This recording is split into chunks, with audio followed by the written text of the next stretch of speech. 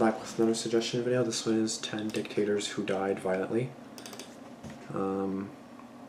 I think it's by Eskify, and then it's a suggestion from Jose Palos, which I'll put it here.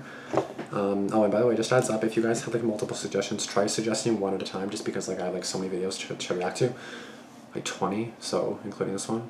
Yeah, so just try to like do one at a time, and then just like keep commenting on like each video, I guess. Like, I don't know if that makes any sense, but try not to like do more than 2 or 3 at a time, just because like it's a long, because like, you know, because I guess especially because I also have like other suggestions and like people uploading as well, so like, yeah, it's just a little heads up. This is 8.5 minutes, so again, 10 dictators, so died violently, so this ought to be interesting. Let's go. If there are any dictators watching this, and I'd be surprised if Kim Jong isn't a fan by now, I've given him multiple shoutouts. So if you're watching Kim, be careful, because dictatorship is a dangerous game. Many before you have met a terrible end, sometimes from revolutionary mobs, but often from other aspiring dictators. Here are some dictators who met a bloody death. Bloody death? Ooh.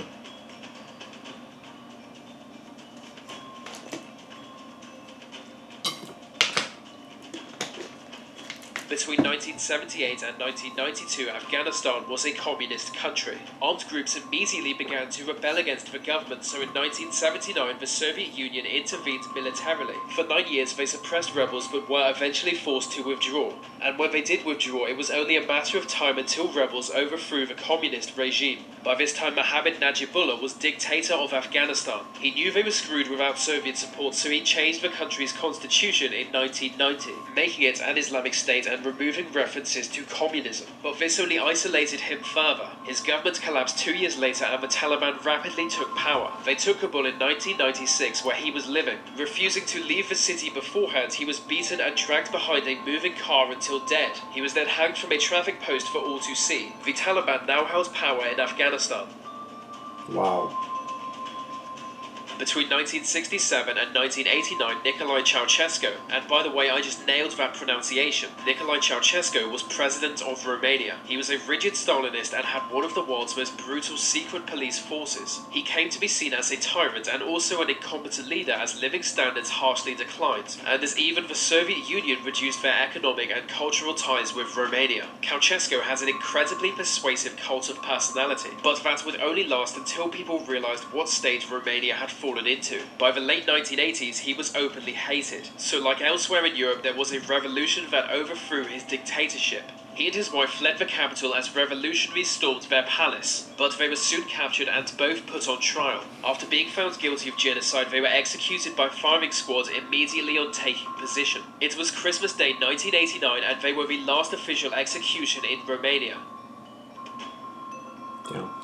Yeah, I don't have that many thoughts on this, Kings, just because it gets like history stuff to me, and I'm kind of like, Media, Egypt, and all their collective territory. He was the most powerful man in the world. His empire was a superpower by comparison to other kingdoms. He's remembered for his construction projects, but mostly for his invasion of Greece, which saw his forces battle the Spartans at Thermopylae. The Persian side was devastated by a series of military disasters, which I imagine helped bring his bloody demise. In his mid-50s, he was assassinated by his head bodyguard and a eunuch. According to the traditional story, they then blamed the murder on his son, who was then himself murdered. But a different son discovered the conspiracy and the eunuch was soon executed.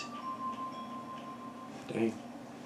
Anwar Sadat ran Egypt between 1970 and 1981 when he was assassinated. He played a senior role in Egypt's 1952 revolution, which saw the country's monarchy abolished. The king was exiled and Egypt was split into 2 countries, the other being Sudan. While other revolutionaries fought over power, Sadat hid himself in the shadows, making sure to befriend whoever did win power. He was made vice president, and when the president died, he was chosen as his successor. He wanted to be seen as a great leader, launching a war against Israel and regaining territory lost in previous wars. He then signed a peace deal with Israel, for which he won the Nobel Peace Prize. This, combined with his efforts to westernize Egypt, led to his assassination. A fatwa was declared against him, and in 1981 he was shot dead by a group of assassins. With AK-47s, they shot into the crowd he was standing among until they were out of bullets. 11 others were killed also.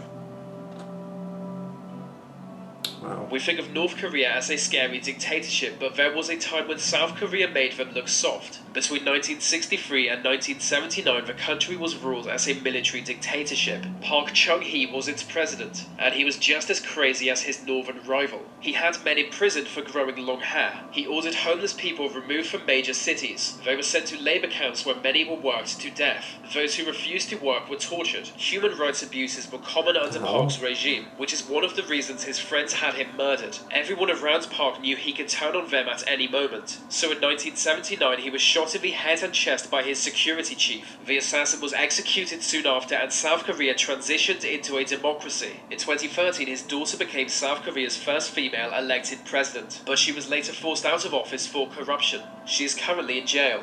Some families have reputations for a reason. Wow, that was interesting actually. Maximilien Robespierre was a French revolutionary who gained power after the king was overthrown. He went into the revolution as an enlightened man, being against slavery and the death penalty. But as he gained more power, he lost more of his mind, to the point where he was just a crazy, paranoid, crazy maniac. He allowed thousands of people to be killed in the terrors, which is strange for a man who opposed the death penalty. Yeah. They basically killed anyone who disagreed with them even slightly. Robespierre soon established his own religion. That's when people realized how insane he was. It was called the Cult of the Supreme Being, and people were forced to organize festivals. The arrest of Robespierre and several close allies was ordered. They attempted suicide before being arrested. Only one was successful. Robespierre shot himself in the head, but only managed to shatter his jaw. He was then executed by guillotine in an act of time-stopping irony. Damn. Samuel Doe might not have the name or the appearance of a brutal dictator. He looked like an accountant. He was a Liberian military officer who violently seized power in 1980. He murdered the previous president and immediately had countless political opponents executed. He then established a political party, with which he and 14 other maniacal soldiers would run Liberia. He hated the Liberians of American descent who largely held power in the country, so he started to restructure society in favor of indigenous Liberians. But this ruined their economy, sparking a civil war that devastated Liberia. Rebels took Doe prisoner within 1 year of its outbreak. He was lured to his capture by close colleagues who wanted him out of office. He was tortured for hours, having his ears and then fingers and toes, and finally his head cut off. Oh my god, that's insane.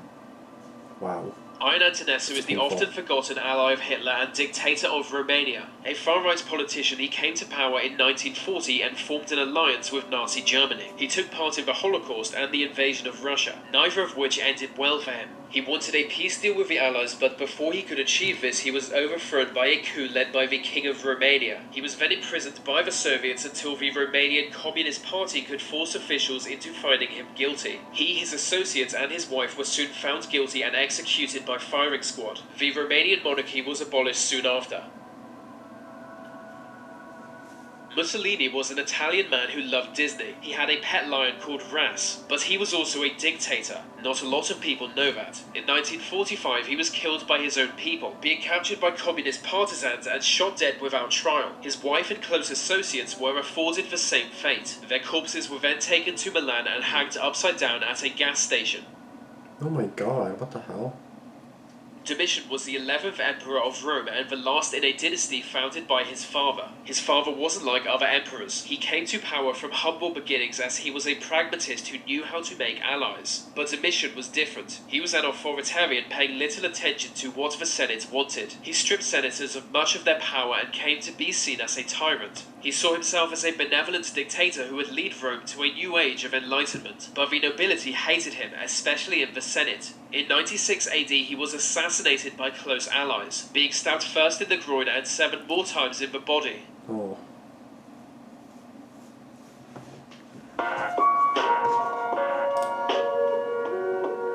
Alright, yeah, so again, sorry guys if I don't say a lot to it. It's just when it comes to dictators and stuff like that's more history based, I find myself not having much to say just because I don't really know much about it. Even though I'm watching, I'm just kind of I don't know, I'm just kind of don't really know what to say about it, or just kind of not really knowing what to really, I don't know, say about it, I guess. So that was definitely interesting. Obviously, you saw, I mean, I'm not gonna lie, some of those, hearing about some of those, I was kind of yeah, I mean, I don't want to, it's rude to say that I feel they should have died, but I mean, and they did, because it's sad. Obviously, I want to, I usually don't want to say anybody deserves to die or anything, but like a lot of people like are in power do end up crazy, and then it just makes them so bad, and then it's like they just want all this shit to happen, and then they just end up being killed because they're awful, It's just like, I mean, like, can't really blame people in a sense. Like, I don't want to be rude or anything, but like that's how it is, But I don't know. If you guys have any other suggestions, let me know in the comments below. Be sure to like this video, be sure to subscribe as well, and be sure to turn on post notifications as well. And just another thing I'm saying in each video, if you have any hate, I don't care about it, so you don't have to post it, okay? Okay, cool. Thanks for watching, peace out.